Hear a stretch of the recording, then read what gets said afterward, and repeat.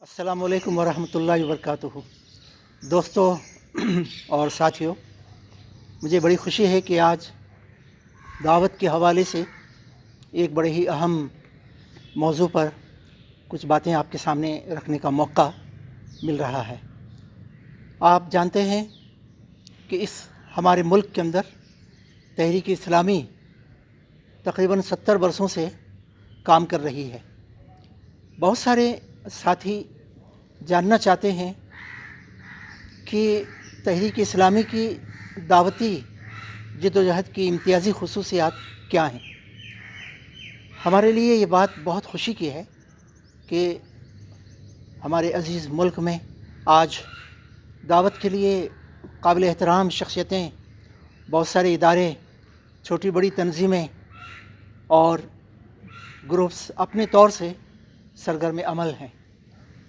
تحریک اسلامی کا اصل ہدف یہ ہے کہ اس ملک کے اندر تمام مسلمان دعوت کا کام کرنے والے بن جائیں، اس ملک کے اندر ہماری ایک آئیڈینٹی بنے کہ یہ ایک داعی گروہ ہے، یہ مسلمان اللہ کی طرف بلانے والے لوگ ہیں اور یہ خود اللہ کی راہ پر چل رہے ہیں اور انسانوں کو اللہ کی طرف بلاتے ہیں۔ یہ ہماری امیج بنے۔ اسی لیے پہلے دن سے تحریک اسلامی نے اس حقیقت کو سامنے رکھا ہے کہ فریض دعوت کسی ادارے یا تنظیم یا کسی گروپ یا کسی قابل احترام شخصیت کی ذمہ داری نہیں ہے، بلکہ پوری امت کی ذمہ داری ہے۔ اور آج 20 کروڑ مسلمانوں کو اس ذمہ داری کو، اس فریضے کو سمجھنا ہے اور اس کی ادائیگی کے لیے تیار ہونا ہے۔ یہ جماعت کا ہدف ہے اور ایک بہت اہم ٹارگٹ ہے جسے وہ بڑی تیزی کے ساتھ روبہ لانے اور اس کے لیے کوشش کرنے میں لگی ہوئی ہے۔ الحمدللہ اس کے اثرات اور نتائج بھی بتدریج ہمارے سامنے ہیں۔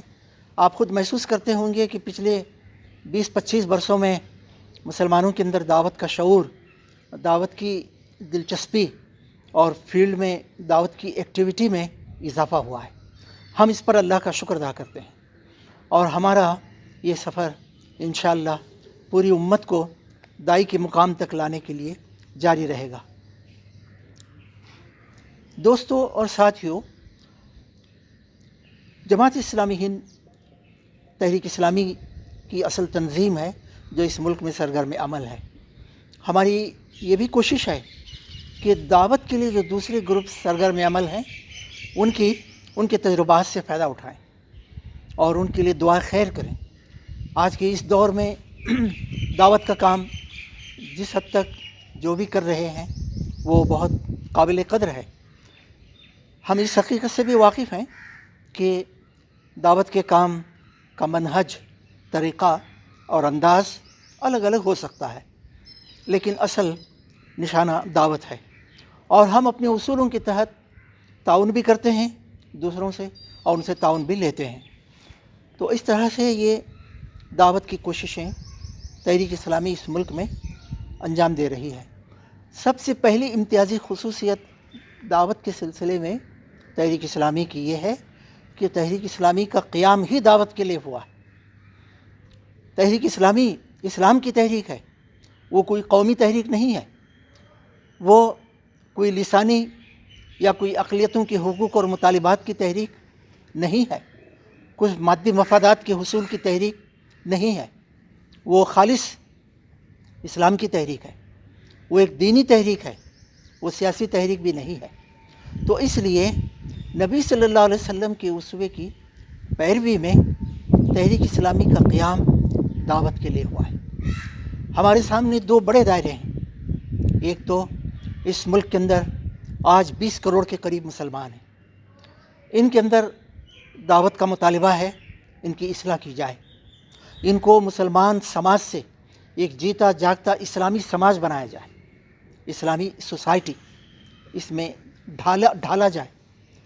تو بہت بڑے پیمانے پر پالیسی پروگرام میں اس کا نقشہ ہے۔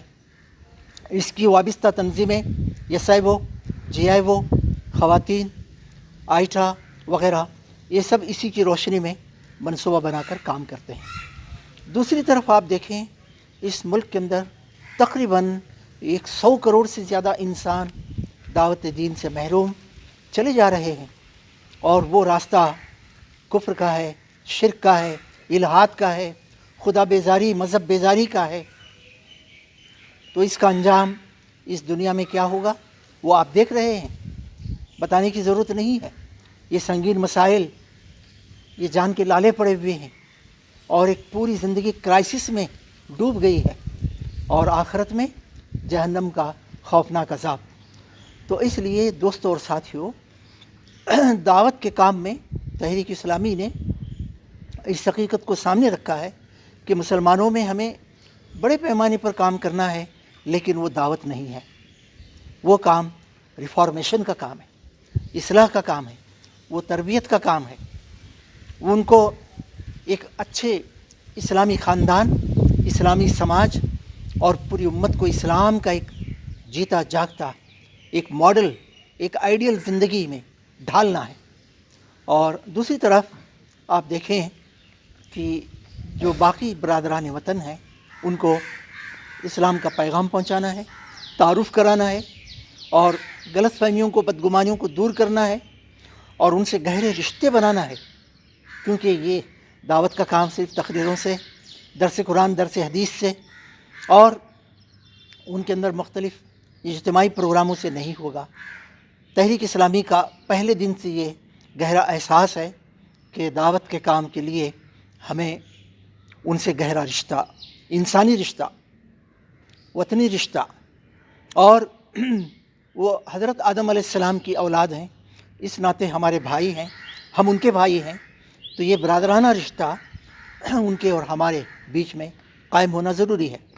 تو میں نے پہلی بات آپ سے یہ کہی، اسے آپ دھیان میں رکھیں کہ تحریک اسلامی کے قیام کا اصل بنیادی مقصد دعوت تھا، دعوت رہے گا انشاءاللہ آئندہ بھی، اور جب تک یہ تحریک اسلامی تحریک ہے اس کا بنیادی مقصد دعوت رہے گا۔ اب اس کے بعد آپ دیکھیے، تحریک اسلامی اس ملک میں 1941 سے 47 تک کام کرتی رہی۔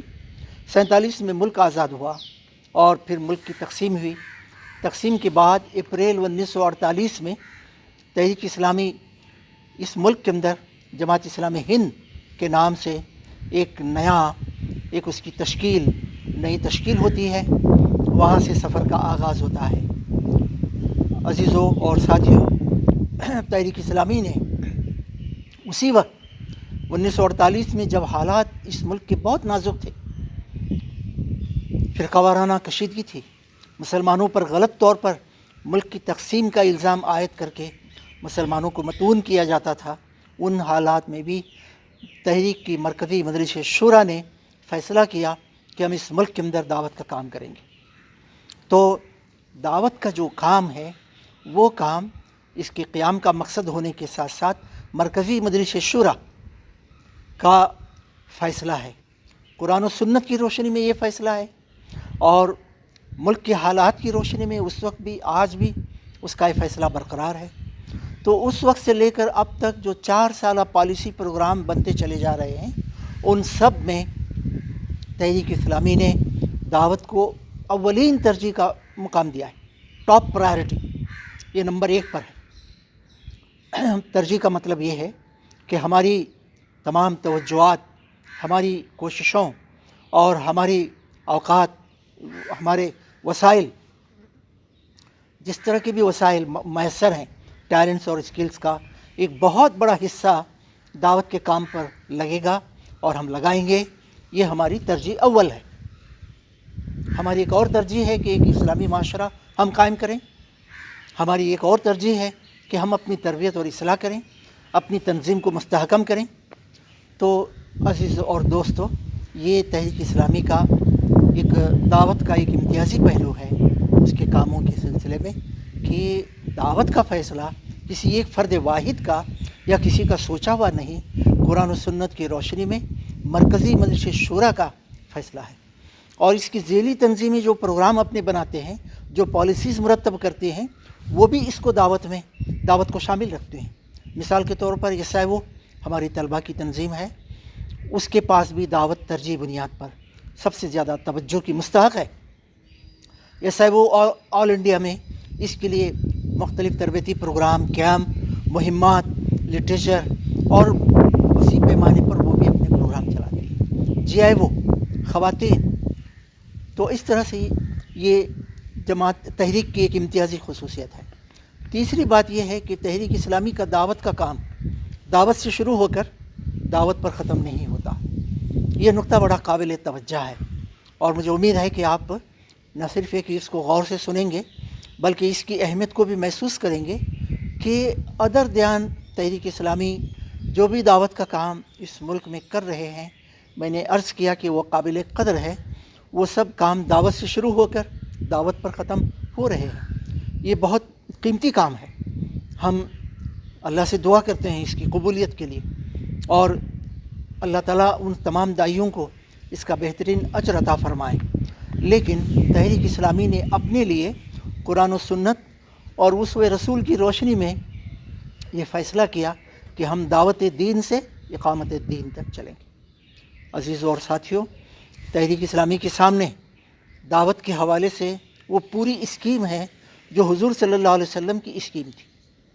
وہ پوری اسکیم ہے جو قرآن و سنت میں اسوہ رسول میں بیان ہوئی ہے۔ دیکھیے، آپ نے کوئی صفحہ پر مکہ میں دعوت دی اور ایک فرد واحد آپ تھے تنہا، اور کوئی دوسرا نہیں تھا۔ 2-3 آپ کے قریبی لوگوں میں حضرت خدیجہ، حضرت علی، حضرت زید یہ ایمان لا چکے تھے، لیکن پوری آبادی غافل تھی۔ وہاں سے لے کر آپ کی دعوت کے نتیجے میں جنہوں نے دعوت کو قبول کر لیا وہ ایک امت بنتے چلے گئے، ایک نظم اور ایک تنظیم میں ڈھلتے چلے گئے، اور اس جماعت کو لے کر، صحابہ کی جماعت کو لے کر اللہ کے نبی صلی اللہ علیہ وسلم نے دعوت کے پیغام کو عام کیا۔ مدینہ میں آنے کے بعد آپ کو وہاں اس نظام کی، اس دعوت کی حفاظت کے لیے، اس کے مفاد کے لیے اور اس کو آگے بڑھانے کے لیے راستے کی رکاوٹوں کو دور کرنے میں جہاد بھی آپ کو کرنا پڑا۔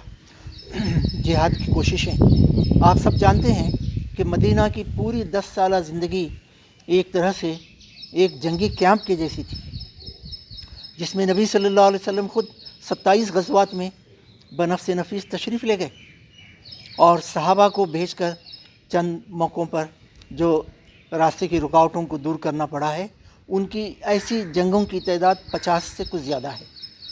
تو آپ سمجھ سکتے ہیں کہ 10 برس میں اگر کسی آبادی کے اندر، کسی ملک میں چھوٹا سا چند ہزار جہاں نفوس ہیں، وہاں پر اگر تقریباً 80 کے قریب یا 83-85 کے قریب جنگی مہمات اگر ہوں گے تو وہاں کیا صورتحال ہو سکتی ہے۔ لیکن اس پورے عرصے میں دعوت کا کام جاری رہا، یہاں تک کہ اللہ کا دین غالب آیا اور دین قائم ہوا۔ تو جیسے کہ قرآن مجید کے اندر کہا گیا، هو الذی ارسل رسولہ بالہدی ودین الحق لیظہرہ علی الدین کلہ ولو کرہ المشرکون۔ تو تحریک اسلامی کی دعوتی سرگرمیوں، دعوتی جدوجہد کی ایک اہم امتیازی خصوصیت یہ ہے کہ وہ دعوت دین سے شروع ہو کر راستے کے سفر کو طے کرتے ہوئے ملک کے اندر اجتماعی جو مطلوبہ انقلاب لانا ہے، ایک صالح انقلاب، پرامن انقلاب، اخلاقی اور تعمیری ذرائع سے اس مرحلے تک وہ دین کو قائم کرنا ہے۔ تو یہ دعوت، اللہ کی راہ میں جہاد، شہادت اور اقامت یا غلبہ الدین، یہ اس راستے کے، اس سفر کے پڑاؤ ہیں جہاں تحریک کو گزرنا ہے۔ تو اس نقشے کو پہلے دن سے وابستگان تحریک کے سامنے رکھا گیا ہے کہ دعوت سے چل کر انہیں کن کن مرحلوں سے، کن کن پڑاؤ سے گزر کر اللہ کے دین کو قائم کرنا ہے۔ تو اس ملک کے اندر جو ہمارا ملک ہے بھارت، یہاں دستور جماعت کے اندر یہ بات واضح کی گئی ہے، اس کی تشریح میں آگے بھی کروں گا کہ ہم ایک اسلام کی بنیاد پر اس ملک کی رائے عامہ کو اسلام کے حق میں ہموار کرنا چاہتے ہیں۔ یہ کام کیسے ہوگا، یہ بات آگے آپ کے سامنے آئے گی۔ تحریک اسلامی کی دعوتی سرگرمیوں اور اس کی جدوجہد کی ایک امتیازی خصوصیت اور بھی ہے کہ تحریک اسلامی صرف دعوت کے میدان ہی میں سرگرم عمل نہیں ہے۔ تھوڑی دیر پہلے میں ذکر کر چکا ہوں کہ وہ ایک اسلامی معاشرے کو قائم کرنا چاہتی ہے۔ آپ غور کیجئے، اسلامی معاشرے کا دعوت کے کام سے کتنا گہرا تعلق ہے۔ ہم دعوت کی خوبیاں بیان کریں اور انسان کو کیا سیرت اور کردار یہ دعوت پیدا کرتی ہے، کس طرح کا انسان تیار کرتی ہے، کیسا خاندان بنتا ہے، کیسا سماج اور معاشرہ بنتا ہے، لوگ کس طرح ایک دوسرے کے لیے پیار و محبت، انسانیت اور ہمدردی اور اخلاق سے پیش آتے ہیں، ایک دوسرے کی خدمت کرتے ہیں، ایک دوسرے کے حقوق اور فرائض کا خیال رکھتے ہیں، یہ سب باتیں نظری، علمی، نظریاتی طور پر ہم بیان کر سکتے ہیں، لیکن لوگوں کی نگاہیں ڈھونڈیں گی کہ ایسے افراد پر مشتمل کوئی سماج کہیں پایا جاتا ہے، کہیں کوئی خاندان پایا جاتا ہے، کہیں کوئی معاشرہ موجود ہے، کہیں کوئی آبادی اس طرح کے خوبیوں کو رکھنے والی پائی جاتی ہے۔ تو ساتھیوں اور دوستوں، اسلامی معاشرے کی تشکیل یا اس کی تعمیر کا خواب دراصل دعوت کو تقویت پہنچانے کا خواب ہے۔ اسلامی معاشرہ قائم ہوگا تو آپ کو لوگوں کو کتاب پڑھانے سے پہلے مسلمانوں کی کتاب زندگی کو دیکھ کر وہ پڑھیں، لوگوں کو فولڈر پڑھانے سے پہلے مسلمانوں کی زندگی کی ان کے مختلف مناظر کو دیکھ کر وہ اسلام کو سمجھیں۔ ایک اسلامی خاندان، ایک اسلامی فرد، ایک اسلامی خاتون، ایک اسلامی نوجوان، صرف مسلمان نوجوان نہیں بگڑا ہوا، مسلم خاتون نہیں کچھ بگاڑ کے ساتھ، مسلمان معاشرہ نہیں بلکہ اسلام کی خوبیوں اور اسلام کی تمام بھلائیوں، اسلام کے حسنات کو اپنے اندر سے اجاگر کرنے والا، نمونہ بتانے والا ایسا اگر سماج بن جائے، ایسے اگر افراد بن جائیں، خاندان وجود میں آ جائیں تو دعوت کو طاقت پہنچے گی۔ عزیز اور ساتھیوں، صرف اسلامی معاشرے کی پالیسی نہیں، جماعت اسلامی ہند کی اس میقات کی رواں میقات کی پالیسی پروگرام کو آپ دیکھ لیجئے، اس میں ملکی اور ملی مسائل کو ہم اسلامی ہدایات یا ہدایت الہی کی روشنی میں حل کرنا چاہتے ہیں، کیونکہ ہمارا گہرا یقین ہے کہ یہ مسائل اللہ تعالیٰ کی ہدایت کی نافرمانی سے یہ پیدا ہوئے ہیں۔ رسول اللہ صلی اللہ علیہ وسلم کی سنتوں سے منہ موڑنے کے نتیجے میں یہ مسائل ملت میں بھی پیدا ہوئے ہیں، ملکی سماج کے اندر بھی یہ پیدا ہوئے ہیں، اور ان کی درستگی اس وقت تک نہیں ہو سکتی جب تک کہ اللہ کی ہدایت، رسول اللہ صلی اللہ علیہ وسلم کی ہدایات اور تعلیمات پر انسان چلنے کے لیے تیار نہیں ہوتا۔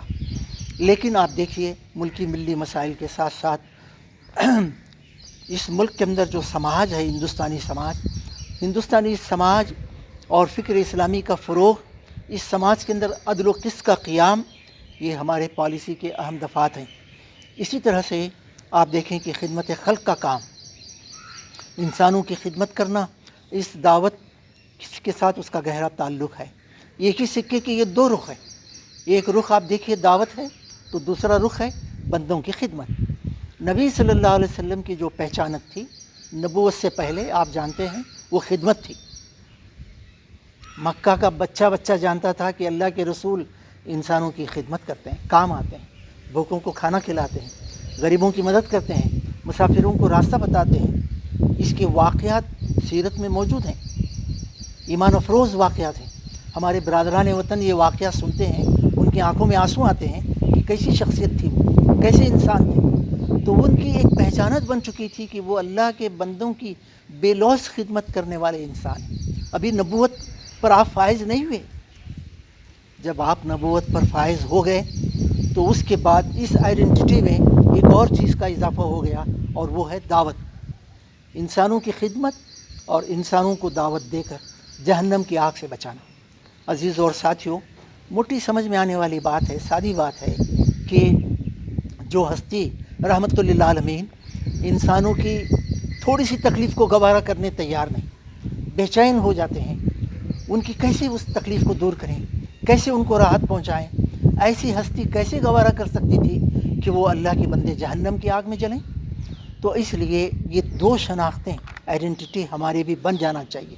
اسوہ رسول کی پیروی میں محبت رسول کا تقاضا ہے، بلکہ اتباع رسول کا تقاضا ہے کہ دعوت، انسانوں کی خدمت ہر فرد مسلم کے اندر، خاتون کے اندر، ہمارے بیٹوں اور بیٹیوں کے اندر آنا چاہیے۔ تو یہ پالیسی پروگرام کے اندر میں عرض کر رہا تھا، اسلامی معاشرے کا قیام، ملکی ملی مسائل، فکر اسلامی کا فروغ، समाज के अंदर अदल व क़िस्त का क़ियाम, बंदों की खिदमत, ये तरबियत और तंजीम, ये सब को रिलेटेड हैं और ये सब मिलकर दावत को तक़वियत पहुँचाते हैं। हम मुल्क के और मिल्लत के मसाइल को इसलिए हल नहीं करना चाहते कि हमारा असल क़याम का मकसद ही बस मसले हल करते बैठना है। नहीं, हमें खूब मालूम है कि कुछ मसले ऐसे हैं जब तक इस्लामी निज़ाम कायम नहीं होगा उस वक्त तक वो मसले हल हो ही नहीं सकते।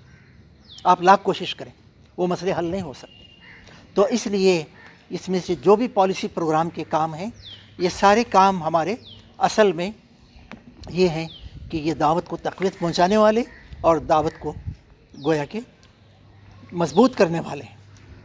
अज़ीज़ और साथियों, एक और इम्तियाज़ी खुसूसियत देखिए हमारे दावती काम की, वो ये है कि दावत के हवाले से तहरीक इस्लामी ने अपने ताकतवर लिटरेचर के ज़रिए, अपने प्रोग्रामों के ज़रिए और मुख्तलिफ़ ज़राए को इस्तेमाल करके चंद बेसिक कंसेप्ट्स को तहरीक ने साफ़ कर दिया। मिसाल के तौर पर आप देखें कि ख़ुद दावत के बारे में गलतफ़हमी थी कि ये दावत असल में क्या है, दावत का कुरान का कंसेप्ट क्या है, दावत का तसव्वुर कुरान के अंदर क्या बताया गया।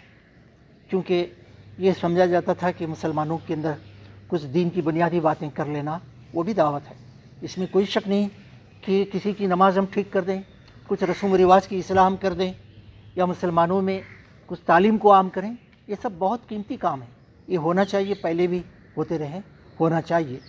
लेकिन जमात तहरीक ने वाज़ेह किया कि दावत किसे कहते हैं और किस तरह से ये दावत का काम अंजाम देना चाहिए। तो एक बेसिक कंसेप्ट ये दावत था। इसी के साथ एक बड़ी गलतफ़हमी ये थी कि इस मुल्क के अंदर जो आबादी है मुसलमानों के अलावा, उनको गैर मुस्लिम कहते थे, उनको काफिर, मुशरिक, मुल्हिद के खानों में बांटा गया था। उस पूरी आबादी को जो मदूह कह सकते हैं उसे बांटा गया था और उस आबादी से अगर नफ़रत नहीं तो कम से कम एक गैरत, एक अजनबियत, एक बेगानगी की कैफियत पाई जाती थी। तहरीक इस्लामी ने पूरे ज़ोर से बताया, पूरी ताकत से बताया कि ये सारे के सारे बरादरान वतन हैं, इनके लिए गैर मुस्लिम की इस्तिलाह सही नहीं है, इनको बरादरान वतन कहना चाहिए।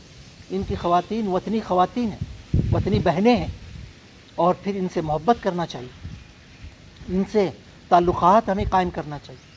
चुनांचे तहरीक ने ये नक्शा दिया, फ़र्द से ताल्लुक़ात कायम करें और फ़र्द अफराद तहरीक अपने वतनी ख़ानदानों से ताल्लुक़ात कायम करें और मुस्लिम समाज इस वतनी समाज के साथ में ताल्लुक़ात कायम करें और उनके से मिलना जुलना, उनके खुशी गम को शेयर करना, उनके खैरख्वाह बनकर उनके साथ काम करना, उनके पास आना जाना और अपने पास उनको बुलाना। तो ये बताया कि इस मुल्क के अंदर करोड़ों की जो आबादी है वो न काफिर, न मुशरिक, न मुल्हिद। ये तो बाद में दावत के पहुंचने के बाद फ़ैसला होगा, मगर हम फ़ैसला करके उनसे नफ़रत न करें, बल्कि हम ये तय कर लें कि वो बरादरानी वतन है, उनसे हमारा ताल्लुक़ होना चाहिए, उन तक हमें दावत को पहुंचाना ज़रूरी है। नहीं पहुंचाएंगे तो ये बहुत बड़ा जुर्म करार पाएगा। अज़ीज़ और साथियों, इसके साथ एक बहुत बड़ा बेसिक कंसेप्ट दावत के हवाले से ये था कि ये मुल्क क्या है और मुसलमान क्या है। देखिए, हम मुसलमान अगर सिर्फ एक माइनॉरिटी समझें अपने आप को, एक लिंग्विस्टिक माइनॉरिटी, एक रिलीजियस माइनॉरिटी, एक कॉन्स्टिट्यूशनल एक माइनॉरिटी टाइप की, जिसके कुछ गारंटीज़ कॉन्स्टिट्यूशन में दिए गए हैं, तो ठीक है, इन बातों से इनकार नहीं है, ये अपनी जगह है। लेकिन कुरान और सुन्नत में हमारी असल हैसियत ये बताई गई कि हम आखिरी उम्मत हैं, हम दाई ग्रोह, हमें अल्लाह के दीन की दावत के लिए काम करना है। यही हमारा असल मकसद वजूद है, जिसे अगर हमने पूरा नहीं किया तो पूरा वजूद ही बेकार हो जाएगा अल्लाह की नज़रों में। तो अज़ीज़ और साथियों, मुसलमानों की हैसियत एक दाई ग्रोह की, इस मुल्क की हैसियत न दारुल हरब, न दारुल और कोई कुछ भी आप कह लें, असल में तहरीक ने बताया कि ये दारुद दावा है, दावत का घर है। आप दावत दीजिए, प्यार और मोहब्बत से बुलाइए इंसानों को, अल्लाह से उनसे ताल्लुक़ जोड़ दीजिए उनका। तो ये एक और कंसेप्ट था जिसको पूरी तरह से वाज़ेह किया। 3 बातें और इस सिलसिले की मुख्तसरन रखता हूँ ایک تو یہ ہے کہ اسلام مسلمانوں کا قومی مذہب نہیں، تقریباً یہ انداز ہمارا ہونے لگا تھا، اسلام ہمارا مذہب ہے، دوسروں کے لیے دوسرا مذہب ہے۔ اس ملک میں بدھسٹ بھی ہیں، کرسچن بھی ہیں، پارسی بھائی بھی ہیں، جین بھائی بھی ہیں، ہندو بھائی بھی ہیں، یہ سب ہمارے بھائی ہیں، لیکن ان کے لیے ان کا مذہب ہے اور ہمارے لیے ہمارا مذہب ہے۔ بعض حضرات تو غلط فہمی کی بنا پر قرآن کی وہ آیت بھی پڑھ دیتے ہیں، لکم دینکم ولی دین، تمہارے لیے تمہارا دین، ہمارے لیے ہمارا دین۔ یہ آیت کس پس منظر میں آئی ہے، اس کا اصل مفہوم کیا ہے، وہ ایک الگ بحث ہے، میں اس میں نہیں جا رہا ہوں، لیکن بتانا مقصود یہ ہے کہ اسلام مسلمانوں کا کوئی نسلی، کوئی قومی، کوئی خاندانی مذہب نہیں ہے، اللہ کی طرف سے سارے انسانوں کے لیے۔ تو جماعت نے، اس کی ذیلی تنظیموں نے پوری قوت سے یہ سلوگن کے طور پر ہی نہیں بلکہ ایک سچائی کے طور پر پیش کیا، اسلام سب کے لیے۔ پھر دوسرا اس سے جڑی ہوئی حقیقت یہ تھی کہ قرآن مجید سب کے لیے اور حضرت محمد صلی اللہ علیہ وسلم کی پیغمبری رسالت تمام انسانیت، تمام عالموں کے لیے رحمت للعالمین۔ تو یہ چند کنسپٹ آپ ان کو ذہن میں رکھیں، اسلام سب کے لیے اور حضرت محمد صلی اللہ علیہ وسلم سب کے لیے، قرآن مجید سب کے لیے اور مسلمان بھی سب کے لیے۔ مسلمان بھی اپنی ذات، اپنے گھر، اپنی کمیونٹی کے لیے نہیں ہے، ضرور اپنی ذات کے لیے کام کرے، خاندان کے لیے کرے، کمیونٹی کے لیے کرے، لیکن اس کا اصل نشانہ انسانیت ہے۔ اس ملک کے کروڑوں غیر مسلم بھائی ہیں، برادران وطن ہیں، تو مسلمان بھی اپنی ذات کے لیے نہیں ہیں، وہ سیلف سینٹرڈ، سیلفش نہیں ہے، مسلمان سب کے لیے۔ تو یہ کنسیپٹس کو کلیئر کرنا تھا۔ جماعت نے یہاں تک بتایا کہ دعوت فرض کفایہ ہے یا فرض عین ہے۔ جماعت نے کہا، اس تحریک نے کہا اس بحث میں مت پڑیے، اب تو حالات ایسے پیدا ہو گئے ہیں کہ دعوت کا کام ہر مسلمان کے لیے فرض ہے، اس لیے فرض عین کہیے، فرض کفایہ مت کہیے کہ چند لوگ کر لیں گے تو بات بن جائے گی، ایسا نہیں ہے۔ اب غفلت ہماری بہت ہو گئی، دعوت کا کام سب لوگ کبھی نہ کبھی کچھ نہ کچھ ہوتا ہی رہا، دعوت سے خالی بالکل نہیں رہا، لیکن عمومی غفلت ہماری زیادہ ہو گئی ہے، اسی لیے اب دعوت فرض عین ہے، ہر مسلمان کو یہ کرنا ہے۔ اب آخری باتوں میں دیکھیں، دعوت کو پہنچانے کے لیے تحریک نے اس ملک کے اندر قرآن و سنت کی روشنی میں معروف ذرائع کو ہمیشہ اختیار کیا ہے اور اپنی دعوت کو مناظرانہ انداز میں زور زبردستی، دھونس اور دھاندلی اور بحث و مباحثے کے ذریعے سے نہیں، بلکہ پیار و محبت سے، افہام و تفہیم، تبلیغ اشاعت افکار اور اس ملک کے اندر پرامن اخلاقی اور جمہوری ذرائع کو سامنے رکھ کر دعوت کے کام کو بڑے پیمانے پر انجام دیا، جس کے نتیجے میں آج دعوت پورے ملک کے اندر عام ہوتی جا رہی ہے، لوگوں میں اس کا چرچا کہیں نہ کہیں ہوتا ہے، اور اس طرح سے اس ملک کے اندر اسلاموفوبیا کی جو مہم چلائی گئی، اس کے سلسلے میں جماعت نے اپنے معروف ذرائع سے اسے کاؤنٹر کرنے کی کوشش کی ہے، مثبت طریقے سے، تعمیری انداز سے، نفرت کے جواب میں نفرت نہیں، ظلم کے جواب میں ظلم اور تشدد نہیں، گالی کے جواب میں کوئی نازیبہ بات نہیں، پتھر کے جواب میں کوئی پتھر نہیں، منفی رد عمل نہیں، بلکہ ان سب کے لیے دعائیں، اور پتھر برسانے والوں کے لیے ہم پھول برسانا چاہتے ہیں۔ اسی لیے اس حقیقت کو ہم سامنے رکھیں، اس ملک کے اندر دعوت کا کام کرنے کے لیے ہمیں کافروں کے کفر سے تو ہمیں نفرت کرنا چاہیے، لیکن کافروں کی ذات سے نفرت نہیں کرنا چاہیے۔ مشرکوں کے شرک سے نفرت کریں، مشرکوں کی ذات سے نفرت نہ کریں، ظالموں کی ظلم سے نفرت کریں، ظالموں کی ذات سے نفرت نہ کریں، یہی نبی کی سنت ہے، دعوت کے حوالے سے یہی نبی کا طریقہ اسوہ ہے۔ تو ہمیشہ معروف ذرائع کو اختیار کر کے بڑے پیمانے پر دعوت کو عام کرنے کی جماعت نے کوشش کی۔ میں نے عرض کیا ایک چیز، تھوڑا سا اس کو پھر میں دوہرا رہا ہوں کہ انفرادی طور پر ہمارے سارے وابستگان کو تحریک کے برادران وطن سے، خواتین میں، یسائیوں کے عزیز طلبہ میں، نوجوانوں کی تنظیمیں ہماری ہیں، وہ نوجوانوں میں، وطنی نوجوانوں میں تعلقات پہلے قائم کریں، ان سے دوستی پیدا کریں، ان کے اوپر اپنی یہ حیثیت واضح کریں کہ آپ ان سے محبت کرتے ہیں، ان کا بھلا چاہتے ہیں، ان کا نقصان میں پڑنا آپ کو گوارا نہیں ہے، آپ ان کے خیر خواہ ہیں۔ اس طرح کا سب سے پہلے یہ بنیادی کام ہے، تحریک نے اس پر بہت زور دیا ہے، اور دوسرا کام بڑے پیمانے پر جو ہمیں کرنا ہے وہ ہے اس ملک کے اندر وطنی خاندانوں سے ہمارے گہرے تعلقات بنتے چلے جائیں. اس کے بہت فائدے ہوں گے. سماج سے جڑنے کی جو بات ہم کہہ رہے ہیں اور محسوس بھی کر رہے ہیں کہ ہم دور ہو گئے ہیں.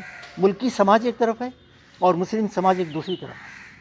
ملکی سماج ایک طرح سے آئسولیشن میں ہے اور دوسری طرف اسلامو فوبیا کے نتیجے میں ملکی سماج ایک پولرائزیشن کی صورت میں. دعوت کے لیے یہ صورتحال زہر کی حیثیت رکھتی ہے، زہر جو ہلاکت میں ڈالنے والا ہے. اس لیے دوستوں اور عزیز اور ساتھیوں، ہماری اولین کوشش یہ ہونا چاہیے کہ ہم ان سب سے روابط پیدا کریں، ملاقاتیں کریں اور اچھے تعلقات بنائیں اور گھل مل کر ان کے ساتھ رہیں، جیسے ہم کسی بھی مسلم گھرانے میں، مسلم دوستوں میں، اپنے رشتہ داروں میں ہم مل جل کر رہتے ہیں. تو یہ کام ہمیں کرنا ہوگا. اس کے ساتھ ساتھ دعوت کے حوالے سے تحریک اسلامی کی ایک امتیازی خصوصیت یہ رہی کہ اس نے ہمیشہ دوسرے مذاہب کی شخصیتوں اور مذہبی عبادت گاہوں کا احترام کیا ہے. وَلَا تَسُبُّوا الَّذِينَ يَدْعُونَ مِن دُونِ اللَّهِ فَيَسُبُّوا اللَّهَ عَدْوًا بِغَيْرِ علم. قرآن نے یہ بات کہی ہے. تو اس لیے مذہبی رہنماؤں کا مذاق اڑانا، مذہبی عبادت گاہوں کو دوسروں کی کچھ نقصان پہنچانا یا مذہبی شخصیتوں کو تحقیر کی نظروں سے دیکھنا، کسی مذہب کو حقارت سے دیکھنا، ویسے بھی الحمدللہ اس ملک کی تاریخ میں مسلمانوں کا یہ رویہ خود نہیں رہا کبھی کہ وہ کسی مذہبی شخصیت، عبادت گاہ یا مذہب کا مذاق اڑائیں، جبکہ دوسرے لوگ اس طرح کی حرکتیں کرتے رہے. مسلمان اس سے بالکل بری رہے ہیں. لیکن اس کے باوجود دعوت یہ چاہتی ہے کہ ہم اس بات کو تسلیم کریں کہ اللہ تعالیٰ نے ہر فرد کو آزادی دی ہے، عقیدے کی اور مذہب کی آزادی عطا کی ہے. اس کی بنیاد پر وہ اپنے لیے جو پسند کرتا ہے وہ اختیار کرے، لیکن اس کا نتیجہ اسے دیکھنا ہوگا. قُلِ الْحَقُّ مِن رَبِّكُمْ فَمَنْ شَاءَ فَلْيُؤْمِنْ وَمَنْ شَاءَ فَلْيَكْفُرْ. اس طرح سے اس ملک کے اندر 12-13 بڑے بڑے مذاہب ہیں. ان مذاہب کے ماننے والے کثرت سے ہیں. ان سب لوگوں سے گہرے تعلقات، ملنا جلنا، ان کے ساتھ پلیٹ فارم کو شیئر کرنا، ان کے ساتھ کھانا پینا اور ان تک دعوت حق کو پہنچانا، یہ وہ عظیم خصوصیت، امتیازی خصوصیت ہے تحریک کی جو پہلے دن سے اس ملک کے اندر چل رہی ہے. ایک اور خصوصیت جس کا تذکرہ ضروری ہے وہ یہ ہے کہ اس ملک کی تقریباً 14 ریاستی زبانوں میں تحریک نے قرآن مجید کا ترجمہ اور احادیث کے مجموعے رسول اللہ صلی اللہ علیہ وسلم کی مبارک زندگی کے بارے میں لٹریچر تیار کیا ہے. آپ کو سن کر حیرت ہوگی کہ ملیالم میں ہماری تقریباً 650 کتابیں ہیں، تیلگو میں ہماری تقریباً 250 کتابیں ہیں، تمل میں 225 کتابیں، کنڑی، گجراتی اور بنگالی، آسامی، اڑیا، کونکنی، پنجابی، ہندی، اس طرح کی بھارت کی تقریباً 14 ریاستی زبانوں کے اندر لٹریچر اور قرآن کے ترجمے، احادیث کے مجموعے، سیرت پاک کے لٹریچر تیار ہیں. اب اس کا بڑا فائدہ یہ ہو رہا ہے کہ جب بھی بک اسٹال لگتا ہے اور ساہتیہ سمیلن منعقد کیے جاتے ہیں، ان سب موقعوں پر یہ جماعت تحریک کے افراد اور پھر یہ ایس آئی او اور خواتین جی آئی او کے لوگ جا کر اپنے اسٹال لگاتے ہیں، ان زبانوں میں فولڈر تقسیم کرتے ہیں. تو اس کے نتیجے میں بڑے پیمانے پر یہ لٹریچر عام ہو رہا ہے. مہمات بھی بڑے پیمانے پر ملک میں مختلف عناوین پر چلائی جاتی ہیں اور اس کی وجہ سے بھی اسلام دعوت عام ہو رہی ہے. ادھر تحریک کی ایک امتیازی خصوصیت یہ آئی سامنے کہ اس نے ہمیشہ ماڈرن ٹیکنالوجی، جدید ذرائع کو استعمال کیا ہے. اس کے بارے میں تذبذب کا ہم شکار نہیں رہے. تحریک کبھی یہ نہیں سوچتی ہے کہ یہ لاؤڈ اسپیکر کا استعمال ہونا چاہیے، نہیں ہونا چاہیے، سوشل میڈیا کا استعمال دعوت کے لیے ہونا چاہیے، نہیں ہونا چاہیے، ٹی وی کا استعمال ہونا چاہیے، نہیں ہونا چاہیے. تحریک یہ نہیں سوچتی. جو بھی جدید ذریعہ ہے اس کی شرعی قباحتوں سے اسے بچا کر ہم اس کو دعوت کے لیے استعمال کرنا چاہتے ہیں اور کرتے ہیں. اس لیے کہ اگر ہم یہ چھوڑ دیں گے تو باطل اور شیطان اپنی تمام خباثتوں کو اور تمام خدا بیزاری کو انسانیت پر مسلط کر کے رہے گا. اس لیے جدید ذرائع، ماڈرن ٹیکنالوجی، سوشل میڈیا آج ہمارے زیر استعمال ہے تحریک کے، اور بڑھ چڑھ کر اسلام کی دعوت کے لیے ان کو استعمال کیا جا رہا ہے۔ تقریباً آخری بات میں آپ کے سامنے رکھوں تو وہ یہ ہوگی کہ ان ساری امتیازی خصوصیات کے ساتھ دعوت کا کام کرتے ہوئے ہمیں زیادہ سے زیادہ فیلڈ ایکٹیویزم کو اپنانا چاہیے۔ آپ اس بات پر توجہ فرمائیں کہ ہمارے بارے میں یہ تاثر دیا جاتا ہے، صحیح ہے غلط ہے میں آپ پر چھوڑ رہا ہوں، میں اپنی طرف سے فیصلہ نہیں کر رہا ہوں، کوئی رائے بھی نہیں دے رہا ہوں کہ کیا ہم فیلڈ میں جتنا ہونا چاہیے اتنا ہے یا اس میں کمی پائی جاتی ہے۔